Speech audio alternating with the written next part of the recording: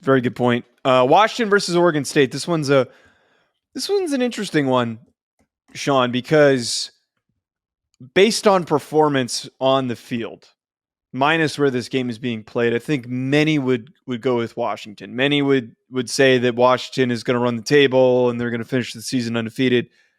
But Oregon State's sneaky, especially when these games are played in Corvallis. And it's sneaky enough that on BetOnline, Oregon State's a 2.5-point favorite. They're the favorite.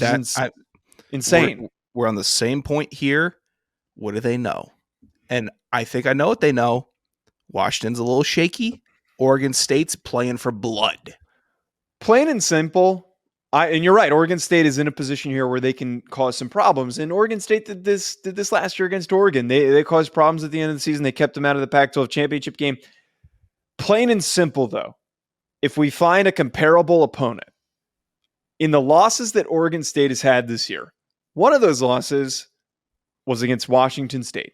The other one was against Arizona, which is another proficient passing team. But most importantly, Washington State has lived and died horribly, died a horrible death on the fact that they can't run the ball and they're just throwing the ball around the yard and hoping that they can produce offense. Their defense hasn't really done much. My point is here, Washington State is the Walmart version of Washington. As much as we want to sit here and be critical of Washington's defensive struggles and their run game struggles the past 5 or so games and maybe the entirety of the season, I at least have an example of when Washington State dared Oregon State to try and play their game and keep up with them, and they couldn't do it. That game was close because of garbage time points. I believe that Washington, who has done this all year long, every single opponent has said, try and play our game. Try and play our brand. We're going to score too quickly, and eventually you're going to try and play keep up. Go ahead. Try to control the clock, keep the ball out of our hands.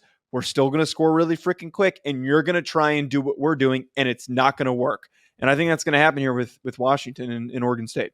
The main problem with facing Washington is you can get scored on any drive. That is debilitating to a defense and to team morale because you're not rooting for your teammates to follow the game plan or execute. You're rooting for the other team to make a mistake. That's what teams have to root for when they're facing Washington because they're so prolific and efficient on offense. Not proficient. Long week. Tuesday.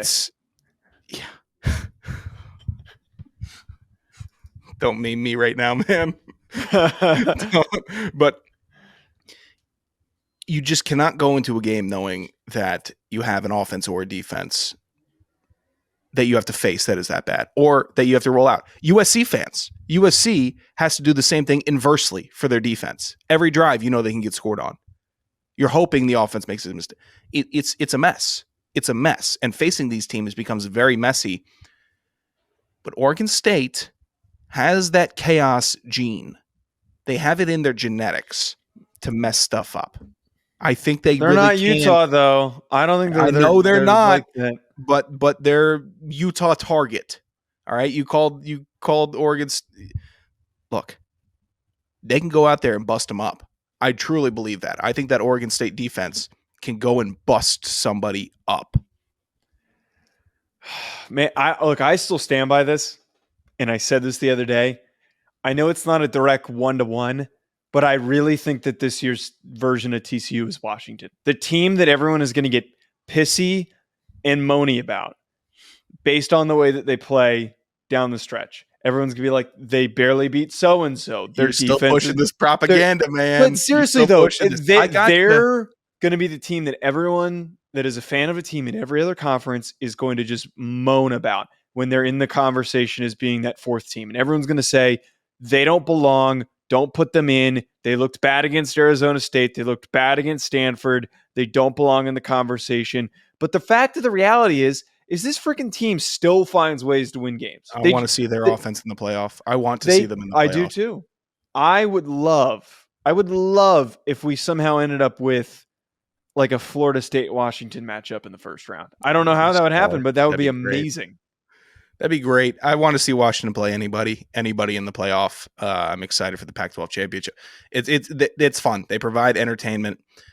They were the last Pac-12 representative in the CFP, right? What was that? 2016, I think. Was that the Was it Dante not? I think it Pettis team?